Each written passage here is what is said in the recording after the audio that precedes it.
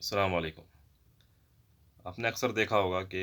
Social media پر جب کوئی بات رسول اللہ صلی اللہ علیہ وسلم کی طرف منسوب کر کے شیئر کی جاتی ہے، کوئی بھی حدیث وغیرہ کوئی روایت ہے، تو عام طور پر لوگوں کا یہ رویہ ہوتا ہے کہ فوراً اس کو جو ہے سوچے سمجھے بغیر شیئر، لائکس، کمنٹ وغیرہ کرنا شروع کر دیتے ہیں،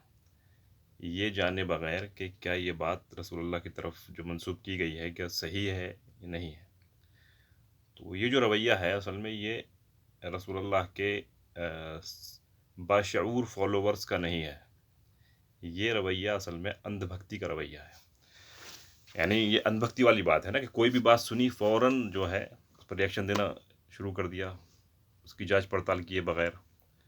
اور ظاہر سی بات ہے رسول اللہ جو ہیں لوگوں کو اندھ بھکت بنانے نہیں آئے تھے، وہ لوگوں کو باشعور بنانے آئے تھے، جیسا کہ قرآن مجید میں ہے کہ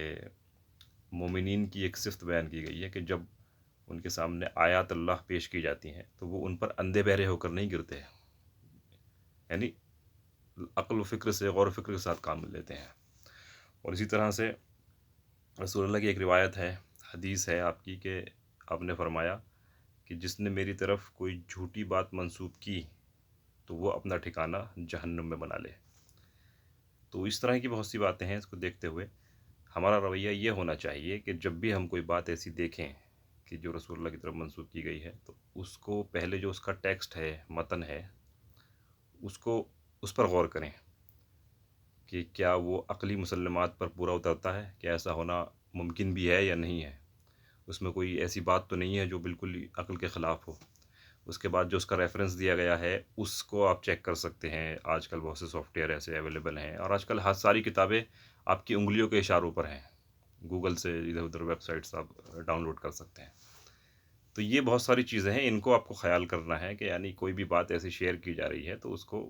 آپ اگنور کریں، یا تو آپ اس کی تحقیق کریں، اس کو سوچیں سمجھیں، اس کے بعد ہی جب آپ کنفرم کر لیں کہ ہاں یہ رسول اللہ ہی کی طرف بات جو کہی گئی ہے صحیح ہے، تب اس کو آگے شیئر کریں یا لائکس کمنٹ کریں، نہیں تو ایسی چیزوں کو اگنور کرنا شروع کریں۔ یہی جو ہے